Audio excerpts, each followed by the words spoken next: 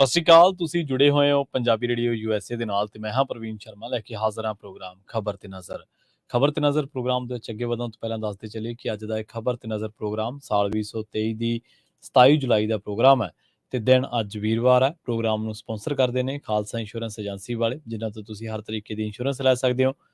Insurance ਬਾਰੇ ਪਤਾ ਕਰਨ ਦੇ ਲਈ ਇਹਨਾਂ ਦਾ ਨੰਬਰ ਹੈ 408 272 2500। ਇਹ ਪਿਛਲੇ 32 ਸਾਲਾਂ ਤੋਂ ਇੰਸ਼ੋਰੈਂਸ ਦੇ ਵਿੱਚ ਸ਼ਾਨਦਾਰ ਸੇਵਾਵਾਂ ਦੇ ਰਹੇ ਨੇ ਤੇ ਅਮਰੀਕਾ ਭਰ ਦੇ ਵਿੱਚ ਇੰਸ਼ੋਰੈਂਸ ਕਰਦੇ ਨੇ।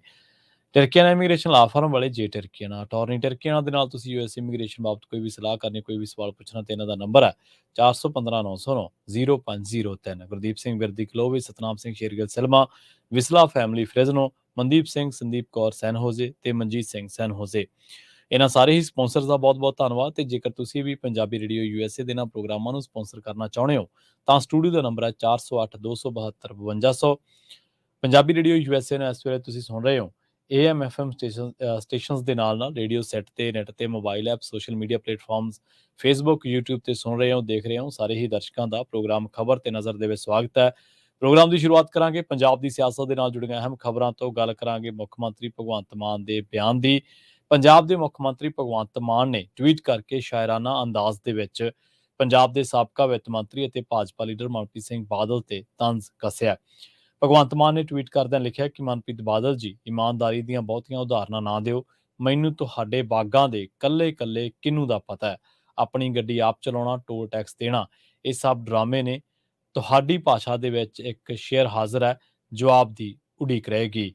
ਇਹਨਾਂ ਨੇ ਇਹ ਗੱਲ ਕਹੀ ਹੈ कि इधर उधर की ना बात कर, ये बता कि ਕਾਫਲਾ ਕੈਸੇ ਲੁੱਟਾ। ਸੋ ਇਹ ਇੱਕ ਤਰੀਕੇ ਨਾਲ ਸ਼ਾਇਰਾਨਾ ਅੰਦਾਜ਼ ਦੇ ਵਿੱਚ ਉਹਨਾਂ ਨੇ ਮਨਪ੍ਰੀਤ ਬਾਦਲ ਵਾਲੇ ਅੰਦਾਜ਼ ਦੇ ਵਿੱਚ ਮੁੱਖ ਮੰਤਰੀ ਭਗਵੰਤ ਮਾਨ ਨੇ ਨਿਸ਼ਾਨਾ ਸਾਧਿਆ। ਤੇ ਇੱਥੇ ਇਹ ਵੀ ਜ਼ਿਕਰ ਕਰਦੇ ਚੱਲੀਏ ਕਿ ਪਿਛਲੇ ਦਿਨੀ ਮਨਪ੍ਰੀਤ ਸਿੰਘ ਬਾਦਲ ਨੇ ਪ੍ਰੈਸ ਕਾਨਫਰੰਸ ਕਰਦਿਆਂ ਭਗਵੰਤ ਮਾਨ ਤੇ ਸ਼ਬਦੀ ਹਮਲਾ ਕੀਤਾ ਸੀ।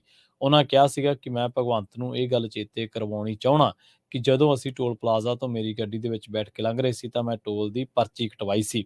ਉਹਨਾਂ ਸਾਫ਼ ਆਖਿਆ ਕਿ ਮਨਪ੍ਰੀਤ ਬਾਦਲ ਨੇ ਅੱਜ ਤੱਕ ਸਰਕਾਰੀ ਖਜ਼ਾਨੇ ਦੇ ਵਿੱਚੋਂ ਚਾਹ ਦਾ ਕੱਪ ਤੱਕ ਨਹੀਂ ਪੀਤਾ ਤੇ ਉਹਨਾਂ ਨੇ ਨਾ ਤਾਂ ਕਦੇ ਸਰਕਾਰ ਦੇ ਵਿੱਚ ਰਹਿੰਦਿਆਂ ਗੱਡੀ ਦੇ ਵਿੱਚ ਤੇਲ ਪਵਾਉਣ ਦੇ ਪੈਸੇ ਸਰਕਾਰ ਤੋਂ ਲਏ ਨੇ ਤੇ ਨਾ ਹੀ ਕਦੇ ਬਾਹਰ ਹੋਣ ਵਾਲੀਆਂ ਮੀਟਿੰਗਾਂ ਦੇ ਪੈਸੇ ਲਏ ਨੇ। ਤਾਂ ਫਿਰ ਇਹ ਘਪਲਾ ਕਰਨਾ ਤਾਂ ਬਹੁਤ ਦੂਰ ਦੀ ਗੱਲ ਹੈ। ਉਹਨਾਂ ਨੇ ਕਿਹਾ ਕਿ ਸ਼ਾਇਦ ਉਹ ਇੱਕੋ ਇੱਕ ਕਿਸਾਨ ਹੈ ਜੋ ਆਪਣੀਆਂ ਟਿਊਬਵੈੱਲਾਂ ਦੇ ਬਿੱਲ ਵੀ ਭਰਦੇ ਨੇ ਤੇ ਇੱਕ ਵੀ ਪੈਸਾ ਮੰਤਰੀ ਰਹਿੰਦੇ ਸਰਕਾਰ ਦੇ ਖਾਤੇ ਦੇ ਵਿੱਚੋਂ ਨਹੀਂ ਲਿਆ। ਉਹਨਾਂ ਸਿੱਧੇ ਤੌਰ ਤੇ ਆਪਣੇ ਤੇ ਲੱਗੇ ਇਲਜ਼ਾਮਾਂ ਨੂੰ ਬੇਬੁਨਿਆਦ ਕਰਾਰ ਦਿੱਤਾ। ਉਧਰ ਦੂਜੇ ਪਾਸੇ ਉਹਨਾਂ ਨੇ ਭਗਵੰਤ ਮਾਨ ਨੂੰ ਇਹ ਵੀ ਚੇਤਾਵਨੀ ਦਿੱਤੀ ਸੀ ਕਿ ਭਗਵੰਤ ਸਿੰਘ ਤੇਰੇ 'ਚ ਜਿੰਨੀ ਹੈਸੀਅਤ ਹੈ ਜਾਂ ਔਕਾਤ ਹੈ ਤੂੰ ਲਾ ਲਾ, ਮਨਪ੍ਰੀਤ ਬਾਦਲ ਡਰਨ ਵਾਲਾ ਨਹੀਂ ਹੈ। ਇਹ ਵੀ ਨਾਲ ਕਿਹਾ ਸੀਗਾ ਕਿ ਮੈਂ ਰਾਜਾ ਵੜਿੰਗ ਨਹੀਂ ਆ ਜੋ ਤੇਰੇ ਤੋਂ ਡਰ ਕੇ ਸਿਰ ਤੇ ਟੋਪੀ ਪਾ ਕੇ ਮਾਸਕ ਲਾ ਕੇ ਤੇਰੇ ਗੋਡੀ ਹੱਥ ਲਾਉਂਗਾ। ਜ਼ਿਕਰਯੋਗ ਹੈ ਕਿ ਪਿਛਲੇ ਦਿਨੀ ਮਨਪ੍ਰੀਤ ਸਿੰਘ ਬਾਦਲ ਵਿਜੀਲੈਂਸ ਅੱਗੇ ਪੇਸ਼ ਹੋਏ ਸਨ। ਵਿਜੀਲੈਂਸ ਬਿਊਰੋ ਨੇ ਮਨਪ੍ਰੀਤ ਬਾਦਲ ਨੂੰ ਬਠਿੰਡਾ ਦਫ਼ਤਰ ਵਿਖੇ ਤਲਬ ਕੀਤਾ ਸੀ। ਮਨਪ੍ਰੀਤ ਬਾਦਲ ਤੇ ਮੰਤਰੀ ਰਹਿੰਦਿਆਂ ਗਲਤ ਤਰੀਕੇ ਦੇ ਨਾਲ ਜ਼ਮੀਨ ਦੀ ਖਰੀਦੋ ਫਰੋਖਤ ਕਰਨ ਦੇ ਇਲਜ਼ਾਮ ਲੱਗੇ ਸਨ। ਮਨਪ੍ਰੀਤ ਸਿੰਘ ਬਾਦਲ ਦੀ ਸ਼ਿਕਾਇਤ ਵਿਜੀਲੈਂਸ ਨੂੰ ਅਕਾਲੀ ਦਲ ਦੇ ਸਰੂਪ ਚੰਦ ਸਿੰਗਲਾ ਨੇ ਕੀਤੀ ਸੀ ਤੇ ਸਰੂਪ ਚੰਦ ਸਿੰਗਲਾ ਵੀ ਅੱਜ ਕੱਲ੍ਹ ਭਾਜਪਾ ਦੇ ਵਿੱਚ ਨੇ ਤੇ ਮਨਪ੍ਰੀਤ ਬਾਦਲ ਵੀ ਅੱਜ ਕੱਲ੍ਹ ਭਾਜਪਾ ਦੇ ਵਿੱਚ ਨੇ। ਪਰ ਮਨਪ੍ਰੀਤ ਬਾਦਲ ਨੇ ਨਾ ਤਾਂ ਇਸ ਸਮੇਂ ਦੇ ਦੌਰਾਨ ਗੁੰਡਾ ਟੈਕਸ ਦੀ ਗੱਲ ਕੀਤੀ, ਨਾ ਹੀ ਜੋ ਮਾਈਨਿੰਗ ਦੇ ਇਲਜ਼ਾਮ ਉਹਨਾਂ ਦੀ ਹੀ ਪਾਰਟੀ ਦੇ ਵਰਕਰ, ਉਹਨਾਂ ਦੇ ਰਿਸ਼ਤੇਦਾਰ ਜੋ ਤੇ ਲਾਉਂਦੇ ਰਹੇ, ਨਾ ਹੀ ਉਹਦੇ ਬਾਰੇ ਗੱਲਬਾਤ ਕੀਤੀ। ਅਗਲੀ ਖਬਰ ਦੇ ਵੱਲ ਵਧਦੇ ਹਾਂ। ਮੁੱਖ ਮੰਤਰੀ ਭਗਵੰਤ ਮਾਨ ਨੇ ਦਿੱਲੀ ਦੇ ਵਿੱਚ ਰਾਜ ਸਭਾ ਮੈਂਬਰ ਸੰਜੇ ਸਿੰਘ ਦੇ ਧਰਨੇ ਦੇ ਵਿੱਚ ਆਪਣੀ ਹਿੱਸੇਦਾਰੀ ਪਾਈ। ਉਹਨਾਂ ਕਿਹਾ ਕਿ ਭਾਜਪਾ ਵੱਲੋਂ ਵਿਰੋਧ ਨੂੰ ਨਜ਼ਰਅੰਦਾਜ਼ ਕਰਨਾ ਕੋਈ ਨਵੀਂ ਗੱਲ ਨਹੀਂ ਹੈ। ਵਿਰੋਧੀ ਧਿਰ ਨੂੰ ਨਜ਼ਰਅੰਦਾਜ਼ ਕਰਨਾ ਤੇ ਰੌਲੇ ਰੱਪੇ ਦੇ ਵਿੱਚ ਬਿੱਲ ਪਾਸ ਕਰਵਾਉਣਾ ਭਾਜਪਾ ਦੀ ਰਵਾਇਤ ਰਹੀ ਹੈ। ਉਹਨਾਂ ਕਿਹਾ ਕਿ ਜਮਹੂਰੀਅਤ ਦੀ ਆਵਾਜ਼ ਨੂੰ ਦਬਾਉਣਾ ਠੀਕ ਨਹੀਂ ਹੈ। ਇਸੇ ਦੌਰਾਨ ਮੈਂਬਰ ਪਾਰਲੀਮੈਂਟ ਸੰਜੇ ਸਿੰਘ ਅਤੇ ਰਾਘਵ ਚੱਡਾ ਕਾਲੇ ਕੱਪੜੇ ਪਾ ਕੇ ਬੈਠੇ ਸਨ। ਸੀਐਮ ਮਾਨ ਨੇ ਕਿਹਾ ਕਿ ਨਫ਼ਰਤ ਦੀ ਰਾਜਨੀਤੀ ਦੇਸ਼ ਦੇ ਲਈ ਘਾਤਕ ਸਿੱਧ ਹੋਵੇਗੀ ਕਿਉਂਕਿ ਮਣੀਪੁਰ ਦੀ ਹਿੰਸਾ ਨਫ਼ਰਤ ਦੀ ਰਾਜਨੀਤੀ ਦਾ ਹਿੱਸਾ ਹੈ। ਮਣੀਪੁਰ ਦਾ ਰਾਜਪਾਲ ਕੇਂਦਰ ਸਰਕਾਰ ਦਾ ਪ੍ਰਤੀਨਿਧੀ ਹੈ। ਉਹਨਾਂ ਸਵਾਲ ਕੀਤਾ ਕਿ ਉੱਥੇ ਗਵਰਨਰ ਕਰ ਕੀ ਰਹੇ ਨੇ ਜਦਕਿ ਪੰਜਾਬ ਦੇ ਵਿੱਚ ਮਾਮੂਲੀ ਘਟਨਾਵਾਂ ਤੇ ਵੀ ਰਾਜਪਾਲ ਪੱਤਰ ਜਾਰੀ ਕਰ ਦਿੰਦੇ ਆ। ਮਣੀਪੁਰ ਹਿੰਸਾ ਤੇ ਕੇਂਦਰ ਸਰਕਾਰ ਚੁੱਪ ਧਾਰੀ ਬੈਠੀ ਹੈ। ਮਾਨ ਨੇ ਕਿਹਾ ਕਿ ਮਣੀਪੁਰ ਦੇ ਵਿੱਚ ਨਿਤ ਜਾਨਲੇਵਾ ਹਿੰਸਾ ਹੋ ਰਹੀ ਹੈ। ਇਸ ਤੇ ਸੁਪਰੀਮ ਕੋਰਟ ਨੂੰ ਸੂ ਮੋਟੋ ਲੈ ਕੇ ਰਾਸ਼ਟਰਪਤੀ ਰਾਜ ਲਾਗੂ ਕਰ ਦੇਣਾ ਚਾਹੀਦਾ ਹੈ। ਜੇਕਰ ਸੁਪਰੀਮ ਕੋਰਟ ਸੂ ਮੋਟੋ ਲੈ ਰਹੀ ਹੈ ਤਾਂ ਰਾਸ਼ਟਰਪਤੀ ਨੂੰ ਵੀ ਸੂ ਮੋਟੋ ਲੈਣਾ ਚਾਹੀਦਾ ਹੈ। ਵੀਡੀਓ ਜਾਰੀ ਹੋਣ ਤੇ ਹੀ ਇੰਟਰਨੈਟ ਬੰਦ ਹੈ, ਕਿਸੇ ਨੂੰ ਵੀ ਜਾਣ ਨਹੀਂ ਦਿੱਤਾ ਜਾ ਰਿਹਾ। ਸੀਐਮ ਮਾਨ ਨੇ ਕਿਹਾ ਕਿ ਜਦੋਂ ਮਣੀਪੁਰ ਦੇ ਵਿੱਚ ਹਿੰਸਾ ਹੋ ਰਹੀ ਸੀ ਤਾਂ ਪ੍ਰਧਾਨ ਮੰਤਰੀ ਨਰਿੰਦਰ ਮੋਦੀ ਜਾਪਾਨ, UAE ਅਤੇ ਅਮਰੀਕਾ ਦਾ ਦੌਰਾ ਕਰ ਰਹੇ ਸਨ। ਅਗਲੀ ਖਬਰ ਦੇ ਵੱਲ ਵਧਦੇ ਰੁਖ ਕਰਦੇ ਹਾਂ ਬਠਿੰਡਾ ਦਾ। ਬਠਿੰਡਾ ਦੇ ਵਿੱਚ ਥਾਣਾ ਨਈਆਂ ਵਾਲਾ ਦੀ ਐਸਐਚਓ ਕਰਮਜੀਤ ਕੌਰ ਦੀ ਵੀਡੀਓ ਅੱਜ ਕੱਲ੍ਹ ਸੋਸ਼ਲ ਮੀਡੀਆ ਤੇ ਵਾਇਰਲ ਹੋ ਰਹੀ ਹੈ। ਅਸਲ ਦੇ ਵਿੱਚ ਇਸ ਵੀਡੀਓ ਦੇ ਵਿੱਚ ਕਰਮਜੀਤ ਕੌਰ ਨੇ ਆਪਣਾ ਦਬੰਗ ਜਿਹੜਾ ਰੂਪ ਉਹ ਦਿਖਾਇਆ ਤੇ ਨਸ਼ਾ ਵੇਚਣ ਵਾਲਿਆਂ ਨੂੰ ਖਰੀਆਂ-ਖਰੀਆਂ ਸੁਣਾਈਆਂ ਨੇ। ਕਰਮਜੀਤ ਕੌਰ ਵੱਲੋਂ ਪਿੰਡ ਜੀਦਾ ਦੇ ਵਿੱਚ ਨਸ਼ਿਆਂ ਨੂੰ ਲੈ ਕੇ ਚਲਾਇਆ ਜਾ ਰਿਹਾ ਸੀ ਇੱਕ ਸਰਚ ਅਭਿਆਨ, ਤੇ ਉਸ ਤੋਂ ਬਾਅਦ ਉਹਨਾਂ ਨੇ ਨਸ਼ਾ ਵੇਚਣ ਵਾਲਿਆਂ ਨੂੰ ਕਿਹਾ ਕਿ ਤੁਸੀਂ ਗੋਲੀਆਂ ਵੇਚਦੇ ਹੋ, ਤੇ ਪਿੰਡ ਵਾਸੀਆਂ ਨੂੰ ਉਹਨਾਂ ਨੇ ਕਿਹਾ ਕਿ ਮੈਂ ਤੁਹਾਨੂੰ ਚੇਤਾਵਨੀ ਦੇ ਕੇ ਜਾ ਰਹੀ ਹਾਂ, ਜੇ ਕੋਈ ਨਸ਼ਾ ਵੇਚਦਾ ਮਿਲਿਆ ਤਾਂ ਮੇਰੇ ਤੋਂ ਤਰਸ ਦੀ ਉਮੀਦ ਨਾ ਕਰਿਓ, ਕੰਮ ਕਰਨਾ ਕੋਈ ਹੋਰ ਕਰ ਲਵੋ ਜਾਂ ਫਿਰ ਇਹ ਨਾ ਕਿਹੋ ਕਿ ਸਾਡੇ ਬੱਚੇ ਰੁਲ ਗਏ। ਇੱਥੇ ਵੀ ਦੱਸਦੇ ਚੱਲੀਏ ਕਿ ਇਸ ਵੇਲੇ ਮਾਨਸਾ ਦੇ ਵਿੱਚ ਪਰਮਿੰਦਰ ਸਿੰਘ ਝੋਟਾ ਜਿਹੜਾ ਕਿ ਇੱਕ ਸਮਾਜਿਕ ਕਾਰਕੁਨ ਹੈ, ਉਹਦੀ ਰਿਹਾਈ ਨੂੰ ਲੈ ਕੇ ਧਰਨਾ ਲੱਗਿਆ ਹੋਇਆ, ਤੇ ਉਹਦੇ ਵਿੱਚ ਪੁਲਿਸ ਪ੍ਰਸ਼ਾਸਨ ਦੇ ਉੱਚ ਅਧਿਕਾਰੀਆਂ ਦੇ ਨਾਮ ਆ ਰਹੇ ਨੇ। ਇਲਜ਼ਾਮ ਲੱਗ ਰਹੇ ਨੇ ਕਿ ਪੁਲਿਸ ਅਧਿਕਾਰੀਆਂ ਨੇ ਹੀ ਪਰਮਿੰਦਰ ਸਿੰਘ ਝੋਟਾ ਨੂੰ ਨਸ਼ਾ ਵਿਕਵਾਉਣ ਦੇ ਮਾਮਲੇ ਦੇ ਵਿੱਚ ਨਸ਼ੇ ਦਾ ਵਿਰੋਧ ਕਰਨ ਦੇ, ਉਹਦੀ ਵਿਕਰੀ ਦਾ ਵਿਰੋਧ ਕਰਨ ਕਰਕੇ ਉਹਨੂੰ ਜੇਲ੍ਹ ਦੇ ਅੰਦਰ ਡੱਕ ਦਿੱਤਾ ਹੈ। ਗੱਲ ਕਰਦੇ ਹਾਂ ਪੰਜਾਬ ਦੇ ਵਿੱਚ ਆਏ ਹੜ੍ਹਾਂ ਦੀ। ਫਾਜ਼ਿਲਕਾ ਦੇ ਸਰਹੱਦੀ ਪਿੰਡਾਂ ਦੇ ਵਿੱਚ ਵਗਦੇ ਸਤਲੁਜ ਦਰਿਆ ਦੇ ਵਿੱਚ ਪਾਣੀ ਦਾ ਪੱਧਰ ਲਗਾਤਾਰ ਵਧਦਾ ਜਾ ਰਿਹਾ। ਇਹਨਾਂ ਪਿੰਡਾਂ ਦੇ ਵਿੱਚ ਮੁੜ ਹੜ੍ਹ ਆਉਣ ਕਰਕੇ ਕਈ ਕਿਸਾਨਾਂ ਦੀ ਸੈਂਕੜੇ ਏਕੜ ਬੀਜੀ ਹੋਈ ਫਸਲ ਤਬਾਹ ਹੋ ਚੁੱਕੀ ਹੈ। ਕਿਸਾਨਾਂ ਨੇ ਕੁਝ ਥਾਵਾਂ ਤੇ ਪਾਣੀ ਨਿਕਲ ਜਾਣ ਤੋਂ ਬਾਅਦ ਦੁਬਾਰਾ ਝੋਨਾ ਲਾਇਆ ਸੀ, ਜੋ ਇੱਕ ਵਾਰ ਫਿਰ ਤੋਂ ਹੜ੍ਹਾਂ ਕਰਕੇ ਬਰਬਾਦ ਹੋ ਗਿਆ। ਸਤਲੁਜ ਦੀ ਮਾਰ ਕਰਕੇ ਕਿਸਾਨਾਂ ਨੂੰ ਦੂਜੀ ਵਾਰ ਆਰਥਿਕ ਨੁਕਸਾਨ ਝੱਲਣਾ ਪੈ ਰਿਹਾ। ਸਤਲੁਜ ਦਰਿਆ ਨੇੜਲੇ ਪਿੰਡ ਰਾਮ ਸਿੰਘ ਵਾਲਾ ਭੈਣੀ ਦੇ ਕਿਸਾਨ ਵੀ ਦੂਜੀ ਵਾਰ ਝੋਨੇ ਦੀ ਫਸਲ ਤਬਾਹ ਹੋਣ ਕਰਕੇ ਨਿਰਾਸ਼ ਨੇ। ਕਿਸਾਨ ਰਾਜ ਸਿੰਘ ਨੇ ਦੱਸਿਆ ਕਿ ਉਸਨੇ ਕਰੀਬ 11 ਏਕੜ ਰਕਬੇ ਦੇ ਵਿੱਚ ਝੋਨੇ ਦੀ ਫਸਲ ਦੀ ਲਵਾਈ ਕੀਤੀ ਸੀ, ਪਰ ਹੜ੍ਹ ਕਰਕੇ ਉਸ ਦੀ ਫਸਲ ਬਰਬਾਦ ਹੋ ਗਈ। ਇਸ ਦੇ ਨਾਲ ਹੀ ਦੱਸਦੇ ਚੱਲੀਏ ਕਿ ਪੰਜਾਬ ਦੇ ਵਿੱਚ 19 ਜ਼ਿਲ੍ਹਿਆਂ ਦੇ ਵਿੱਚ 1472 ਤੋਂ ਵੱਧ ਪਿੰਡ ਜਿਹੜੇ ਨੇ ਉਹ ਹੜ੍ਹਾਂ ਕਰਕੇ ਪ੍ਰਭਾਵਿਤ ਹੋਏ ਨੇ। ਇਸੇ ਦੌਰਾਨ 43 ਜਣਿਆਂ ਦੀ ਮੌਤ ਹੋ ਚੁੱਕੀ ਹੈ ਅਤੇ 19 ਜਾਣੇ ਜ਼ਖਮੀ ਦੱਸੇ ਗਏ ਨੇ। ਮਰਨ ਵਾਲਿਆਂ ਦੇ ਵਿੱਚ ਜੇਕਰ ਗੱਲ ਕਰੀਏ ਤਾਂ ਇਸ ਵੇਲੇ ਫਾਜ਼ਿਲਕਾ ਦੇ ਵਿੱਚ ਜਿਹੜੀ ਗਿਣਤੀ ਹੈ ਇਹਨਾਂ ਦੀ ਉਹ 21 ਹੈ, ਤੇ ਇਸੇ ਤਰ੍ਹਾਂ 458 ਪਟਿਆਲਾ, ਤੇ ਇਸੇ ਤਰ੍ਹਾਂ ਜਿਹੜੇ ਪਿੰਡ ਜਿਨ੍ਹਾਂ ਨੂੰ ਮਾਰ ਪਈ ਅਸਲ ਦੇ ਵਿੱਚ, ਤਾਂ ਉਹਨਾਂ ਦੇ ਵਿੱਚ ਜੇ ਸ਼ੁਰੂਆਤ ਕਰੀਏ ਤਾਂ ਪਟਿਆਲਾ ਦੇ ਵਿੱਚ 458 ਪਿੰਡ, ਇਸੇ ਤਰ੍ਹਾਂ ਜਿਹੜੇ ਜੇ ਫਰੀਦਕੋਟ ਦੀ ਗੱਲ ਕਰੀਏ ਤਾਂ ਉਹਨਾਂ ਦੇ ਵਿੱਚ ਵੀ ਵੱਡੀ ਗਿਣਤੀ ਜਿਹੜੇ ਪਿੰਡ ਨੇ ਉਹ ਸਤਲੁਜ ਦੀ ਮਾਰ ਹੇਠ ਆਏ ਨੇ। ਖਾਸ ਕਰਕੇ ਪਟਿਆਲਾ ਦੇ 458, 268 ਪਿੰਡ ਇਸ ਨਗਰ ਦੇ, 364 ਪਿੰਡ ਰੂਪਨਗਰ ਜ਼ਿਲ੍ਹੇ ਦੇ, 30 ਪਿੰਡ ਮੋਗੇ ਦੇ, 41 ਪਿੰਡ ਹੁਸ਼ਿਆਰਪੁਰ ਦੇ, 28 ਲੁਧਿਆਣਾ, 32 ਸੰਗਰੂਰ, 92 ਫਿਰੋਜ਼ਪੁਰ ਦੇ, 13 ਕਪੂਰਥਲਾ ਦੇ, 77 ਜਲੰਧਰ ਦੇ ਤੇ 20 ਐਸਪੀਐਸ ਨਗਰ ਦੇ, 22 ਫਾਜ਼ਿਲਕਾ ਦੇ, 21 ਮਾਨਸਾ ਦੇ ਤੇ 7 ਪਿੰਡ ਗੁਰਦਾਸਪੁਰ ਜ਼ਿਲ੍ਹੇ ਦੇ ਦੱਸੇ ਗਏ ਨੇ। ਪਤਾ ਲੱਗਿਆ ਕਿ 27,286 ਲੋਕਾਂ ਨੂੰ ਹੁਣ ਤੱਕ ਸੁਰੱਖਿਅਤ ਥਾਵਾਂ ਤੇ ਪਹੁੰਚਾਇਆ ਜਾ ਚੁੱਕਿਆ ਹੈ। ਇੱਕ ਸਰਕਾਰੀ ਬੁਲਾਰੇ ਨੇ ਦੱਸਿਆ ਕਿ ਕੁੱਲ 160 ਰਾਹਤ ਕੈਂਪ ਚੱਲ ਰਹੇ ਨੇ, ਜਿਨ੍ਹਾਂ ਦੇ ਵਿੱਚ 1319 ਲੋਕ ਰਹਿ ਰਹੇ ਨੇ। ਮਾਨਸਾ ਜ਼ਿਲ੍ਹੇ ਦੇ ਰਾਹਤ ਕੈਂਪਾਂ ਦੇ ਵਿੱਚ ਸਭ ਤੋਂ ਵੱਧ 484 ਲੋਕ ਠਹਿਰੇ ਹੋਏ ਨੇ।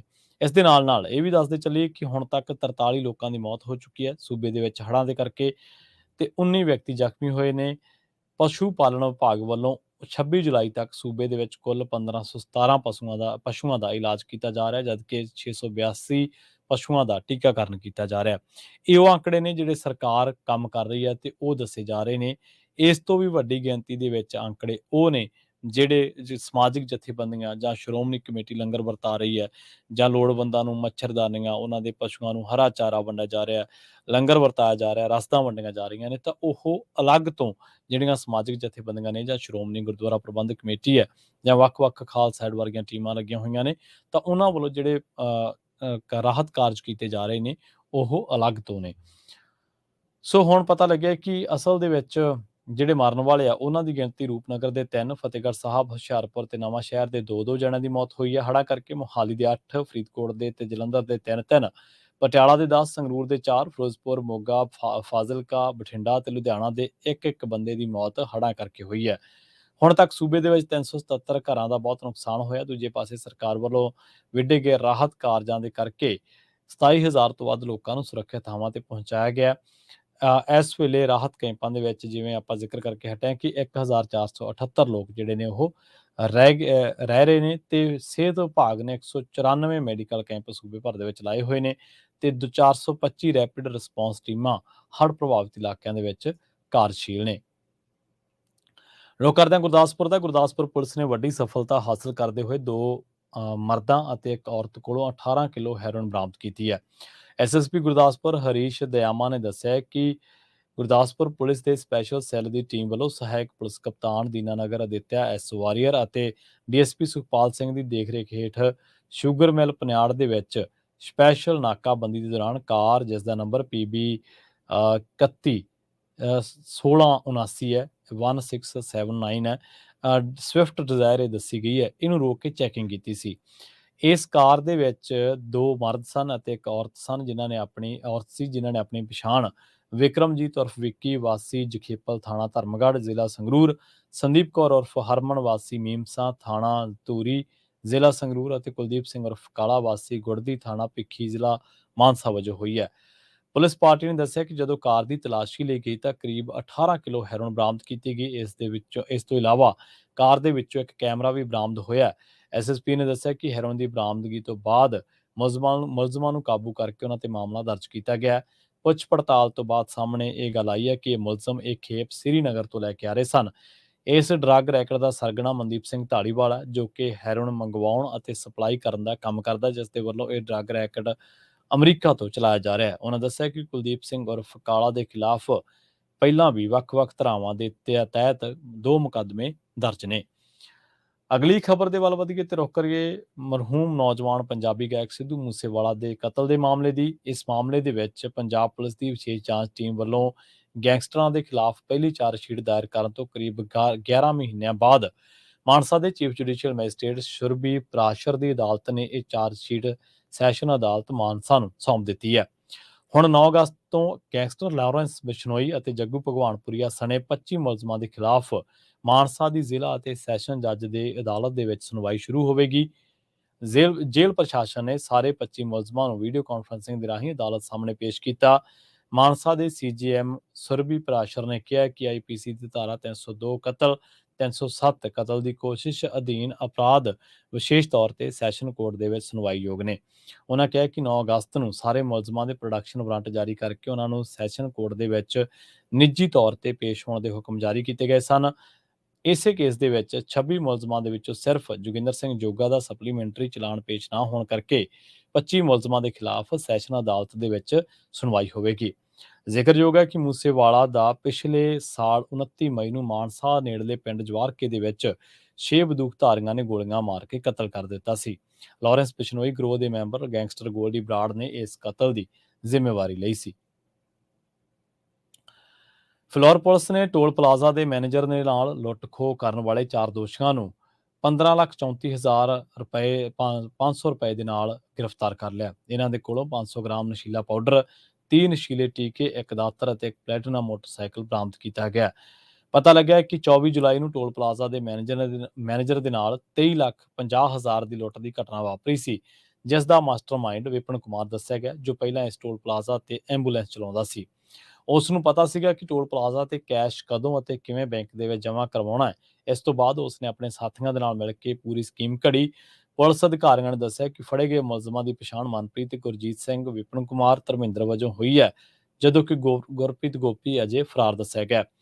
ਦੱਸਦੇ ਚੱਲੀਏ ਕਿ ਪਿਛਲੇ ਦਿਨੀ ਫਲੌਰ ਦੇ ਵਿੱਚ ਲਾਡੋਵਾਲ ਟੋਲ ਪਲਾਜ਼ਾ ਦੇ ਮੁਲਜ਼ਮਾਂ ਦੀ ਕਾਰ ਨੂੰ ਲੁਟੇਰਿਆਂ ਨੇ ਘੇਰ ਲਿਆ ਸੀ ਅਤੇ ਉਹਨਾਂ ਦੇ ਕੋਲੋਂ ਕਰੀਬ 23,50,000 ਰੁਪਏ ਦੀ ਨਕਦੀ ਖੋਹ ਕੇ ਫਰਾਰ ਹੋ ਗਏ ਸਨ।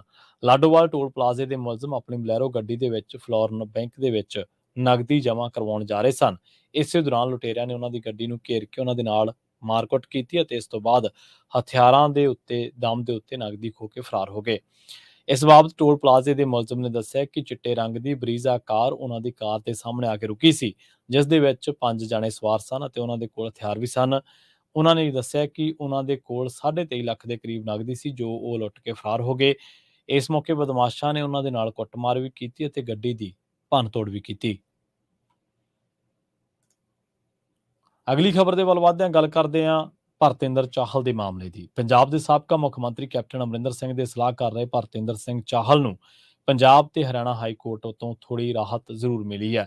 ਹਾਈ ਕੋਰਟ ਨੇ ਕਿਹਾ ਕਿ ਜੇਕਰ ਭਰਤਿੰਦਰ ਸਿੰਘ ਚਾਹਲ ਦੇ ਖਿਲਾਫ ਆਮਦਨ ਤੋਂ ਵੱਧ ਜਾਇਦਾਦ ਦੇ ਮਾਮਲੇ ਦੇ ਵਿੱਚ FIR ਦਰਜ ਹੁੰਦੀ ਹੈ ਤਾਂ ਚਾਹਲ ਨੂੰ ਗ੍ਰਿਫਤਾਰੀ ਤੋਂ ਬਚਣ ਦੇ ਲਈ ਅਗਾਊਂ ਜ਼ਮਾਨਤ ਦਾਇਰ ਕਰਨ ਦੇ ਲਈ 3 ਦਿਨ ਦਾ ਸਮਾਂ ਦਿੱਤਾ ਜਾਵੇ। ਹਾਈ ਕੋਰਟ ਨੇ ਇਸ ਮਾਮਲੇ ਦੇ ਵਿੱਚ ਪਟੀਸ਼ਨ ਤੇ ਅਗਲੀ ਸੁਣਵਾਈ 7 ਅਗਸਤ ਤੈਅ ਕੀਤੀ ਹੈ। ਸਾਬਕਾ ਮੁੱਖ ਮੰਤਰੀ ਕੈਪਟਨ ਅਮਰਿੰਦਰ ਸਿੰਘ ਦੇ ਸਲਾਹਕਾਰ ਰਹੇ ਭਰਤਿੰਦਰ ਸਿੰਘ ਚਾਹਲ ਤਰਫੋਂ ਪਟੀਸ਼ਨ ਦਾਇਰ ਕਰਕੇ ਕਿਹਾ ਗਿਆ ਸੀਗਾ ਕਿ ਵਿਜੀਲੈਂਸ ਉਸ ਦੀਆਂ 2 ਜਾਇਦਾਦਾਂ ਦੀ ਜਾਂਚ ਕਰ ਰਹੀ ਹੈ। ਪਹਿਲਾ ਪਟਿਆਲਾ ਫਤਿਹਗੜ੍ਹ ਰੋਡ ਤੇ ਮੈਰਿਜ ਪੈਲਸ ਅਤੇ ਦੂਜਾ ਪੁੱਡਾ ਇਨਕਲੇਵ ਦੇ ਵਿੱਚ ਵਪਾਰਕ ਜਾਇਦਾਦ ਦੀ ਉਸਾਰੀ ਦੇ ਨਾਲ ਸੰਬੰਧ ਦੱਸਿਆ ਗਿਆ। ਚਾਹਲ ਵੱਲੋਂ ਪਟੀਸ਼ਨ ਦੇ ਵਿੱਚ ਇਹ ਗੱਲ ਕਹੀ ਗਈ ਹੈ ਕਿ ਵਿਜੀਲੈਂਸ ਦੋਵਾਂ ਜਾਇਦਾਦਾਂ ਬਾਰੇ ਨੋਟਿਸ ਦੇ ਰਹੀ ਹੈ ਤੇ ਉਹਨਾਂ ਨੂੰ ਖਦਸ਼ਾ ਹੈ ਕਿ ਸਿਆਸੀ ਬਦਲਾਖੋਰੀ ਕਰਕੇ ਜਾਂਚ ਦੇ ਵਿੱਚ ਜਾਣਬੁੱਝ ਕੇ ਦੇਰੀ ਕਰਕੇ ਉਹਨਾਂ ਨੂੰ ਇਸ ਮਾਮਲੇ ਦੇ ਵਿੱਚ ਗ੍ਰਿਫਤਾਰ ਕੀਤਾ ਜਾ ਸਕਦਾ ਹੈ, ਜਿਸ ਤੋਂ ਕਰਕੇ ਉਹਨਾਂ ਨੇ ਹਾਈ ਕੋਰਟ ਤੋਂ ਮੰਗ ਕੀਤੀ ਕਿ ਅਦਾਲਤ ਅਗਾਊਂ ਜ਼ਮਾਨਤ ਦੇ ਦੇਵੇ। ਇੱਥੇ ਦੱਸਦੇ ਚੱਲੀਏ ਕਿ ਇਹ 6ਵੀਂ ਵਾਰ ਵਿਜੀਲੈਂਸ ਦੇ ਸਾਹਮਣੇ ਪੇਸ਼ ਹੋਏ ਸਨ। 5 ਵਾਰ ਇਹ ਵਿਜੀਲੈਂਸ ਦੇ ਸਾਹਮਣੇ ਪੇਸ਼ ਨਹੀਂ ਹੋਏ ਸਨ। ਜਦੋਂ ਉਹਨਾਂ ਦੇ ਵਿਰੁੱਧ ਜਾਂਚ ਸ਼ੁਰੂ ਕੀਤੀ ਗਈ ਸੀ ਤਾਂ ਉਹਨਾਂ ਨੂੰ ਕਈ ਨੋਟਿਸ ਦੇਣ ਤੋਂ ਬਾਅਦ ਇਹ ਵਿਜੀਲੈਂਸ ਜਾਂਚ ਦੇ ਵਿੱਚ ਸ਼ਾਮਲ ਹੋਏ ਸਨ। ਅਗਲੀ ਖਬਰ ਦੇ ਵੱਲ ਵਧਦੇ ਹਾਂ, ਰੁਖ ਕਰਦੇ ਹਾਂ ਕੁਝ ਕੌਮੀ ਖਬਰਾਂ ਦਾ। ਕੇਂਦਰ ਸਰਕਾਰ ਨੇ ਸੁਪਰੀਮ ਕੋਰਟ ਨੂੰ ਦੱਸਿਆ ਹੈ ਕਿ ਮਣੀਪੁਰ ਦੇ ਵਿੱਚ 2 ਔਰਤਾਂ ਨੂੰ ਨਗਨ ਹਾਲਤ ਦੇ ਵਿੱਚ ਘੁਮਾਉਣ ਸੰਬੰਧੀ ਕੇਸ ਦੀ ਜਾਂਚ ਸੀਬੀਆਈ ਨੂੰ ਸੌਂਪ ਦਿੱਤੀ ਗਈ ਹੈ। ਇਸ ਸਬੰਧ ਦੇ ਵਿੱਚ ਕੇਂਦਰ ਸਰਕਾਰ ਵੱਲੋਂ ਸਕੱਤਰ ਅਜੇ ਕੁਮਾਰ ਭੱਲਾ ਦੇ ਰਾਹੀਂ ਹਲਫਨਾਮਾ ਦਾਇਰ ਕੀਤਾ ਗਿਆ। ਰੁਖ ਕਰਦੇ ਹਾਂ ਝਾਰਖੰਡ ਦਾ। ਝਾਰਖੰਡ ਦੇ ਗਿੱਦੀ ਜ਼ਿਲ੍ਹੇ ਦੇ ਸਰੀਆ ਥਾਣੇ ਆਉਂਦੇ ਇੱਕ ਪਿੰਡ ਦੇ ਵਿੱਚ ਬੀਤੀ ਰਾਤ ਇੱਕ ਔਰਤ ਨੂੰ ਦਰਖਤ ਦੇ ਨਾਲ ਬੰਨ੍ਹ ਕੇ ਉਸ ਦੀ ਕੁੱਟਮਾਰ ਕੀਤੀ ਗਈ ਅਤੇ ਉਸ ਨੂੰ ਨਿਰਵਸਤਰ ਕੀਤਾ ਗਿਆ। ਪੁਲਿਸ ਦੇ ਮੁਤਾਬਕ ਇਹ ਘਟਨਾ ਪ੍ਰੇਮ ਪ੍ਰਸੰਗ ਕਰਕੇ ਵਾਪਰੀ ਹੈ। ਪੁਲਿਸ ਨੇ ਪੀੜਤ ਔਰਤ ਨੂੰ ਬਚਾਇਆ ਤੇ ਸਥਾਨਕ ਹਸਪਤਾਲ ਦੇ ਵਿੱਚ ਦਾਖਲ ਕਰਵਾ ਦਿੱਤਾ। ਇਸ ਕੇਸ ਦੇ ਸਬੰਧ ਦੇ ਵਿੱਚ 4 ਮੁਲਜ਼ਮਾਂ ਨੂੰ ਗ੍ਰਿਫਤਾਰ ਕੀਤਾ ਗਿਆ, ਜਿਨ੍ਹਾਂ ਦੇ ਵਿੱਚ ਇਸ ਔਰਤ ਦਾ ਕਥਿਤ ਪ੍ਰੇਮੀ, ਉਸ ਦਾ ਮਾਤਾ-ਪਿਤਾ ਅਤੇ ਮਤਰੇਈ ਮਾਂ ਸ਼ਾਮਲ ਨੇ। ਮਗੋਦਰ ਸਬ ਡਿਵੀਜ਼ਨਲ ਪੁਲਿਸ ਅਧਿਕਾਰੀ ਨਿਸ਼ਾਦ ਆਲਮ ਨੇ ਦੱਸਿਆ ਕਿ ਮੁੱਢਲੀ ਜਾਂਚ ਦੇ ਦੌਰਾਨ ਇਹ ਗੱਲ ਸਾਹਮਣੇ ਆਈ ਹੈ ਕਿ ਪੀੜਤ ਔਰਤ ਦਾ ਇੱਕ ਵਿਅਕਤੀ ਦੇ ਨਾਲ ਪ੍ਰੇਮ ਸੰਬੰਧ ਸੀ। ਇਸ ਬੰਦੇ ਦੇ ਪਿਤਾ ਦੀਆਂ 2 ਪਤਨੀਆਂ ਨੇ, ਜਿਨ੍ਹਾਂ ਨੇ ਇਸ ਔਰਤ ਨੂੰ ਸਬਕ ਸਿਖਾਉਣ ਦੀ ਵਿਉਂਤ ਬਣਾਈ। ਪਰਿਵਾਰ ਨੇ ਇਸ ਔਰਤ ਨੂੰ ਘਰੇ ਸੱਦਿਆ ਤੇ ਨੇੜਲੇ ਜੰਗਲ ਦੇ ਵਿੱਚ ਲੈ ਗਏ ਅਤੇ ਇਸ ਵਾਰਦਾਤ ਨੂੰ ਅੰਜਾਮ ਦਿੱਤਾ। ਪੁਲਿਸ ਨੇ ਔਰਤ ਨੂੰ ਬਚਾਉਂਦਿਆਂ ਉਸ ਦੇ ਬਿਆਨ ਦਰਜ ਕੀਤੇ ਅਤੇ ਮੁਲਜ਼ਮਾਂ ਨੂੰ ਗ੍ਰਿਫਤਾਰ ਕਰ ਲਿਆ। ਦੱਸਦੇ ਚੱਲੀਏ ਕਿ ਇਸ ਤੋਂ ਪਹਿਲਾਂ ਮਣੀਪੁਰ ਦੇ ਵਿੱਚ ਅਜਿਹੀ ਘਟਨਾ ਵਾਪਰੀ ਹੈ ਜਿਹਨੇ ਪੂਰੇ ਵਿਸ਼ਵ ਭਰ ਦੇ ਵਿੱਚ ਭਾਰਤ ਨੂੰ ਸ਼ਰਮਸਾਰ ਕੀਤਾ ਤੇ ਉਸ ਤੋਂ ਬਾਅਦ ਪੱਛਮੀ ਬੰਗਾਲ ਦੇ ਵਿੱਚ ਵੀ ਔਰਤਾਂ ਦੇ ਨਾਲ ਜਨਤਕ ਤੌਰ ਤੇ ਇਹੋ ਜਿਹੀ ਬੇਪਤ ਕਰਨ ਦੀ ਘਟਨਾ ਜਿਹੜੀ ਹੈ ਉਹ ਵਾਪਰੀ ਹੈ ਤੇ ਹੁਣ ਝਾਰਖੰਡ ਦੇ ਵਿੱਚ ਇਹ ਘਟਨਾ ਜਿਹੜੀ ਉਹ ਵਾਪਰੀ ਹੈ। ਇੱਥੇ ਹੀ ਪ੍ਰੋਗਰਾਮ ਖਬਰ ਤੇ ਨਜ਼ਰ ਨੂੰ ਆਪਾਂ ਸਮਾਪਤ ਕਰਾਂਗੇ। ਮੈਨੂੰ ਪ੍ਰਵੀਨ ਸ਼ਰਮਾ ਨੂੰ ਇੱਥੇ ਦਿਓ ਇਜਾਜ਼ਤ। ਜੁੜੇ ਰਹੋ ਪੰਜਾਬੀ ਰੇਡੀਓ USA ਦੇ ਨਾਲ ਤੇ ਆਖਰ ਦੇ ਵਿੱਚ ਇੱਕ ਵਾਰ ਫਿਰ ਤੋਂ ਤੁਹਾਨੂੰ ਸਭ ਨੂੰ ਪਿਆਰ ਸਤਿਕਾਰ ਸਹਿਤ ਸਤਿ ਸ਼੍ਰੀ ਅਕਾਲ।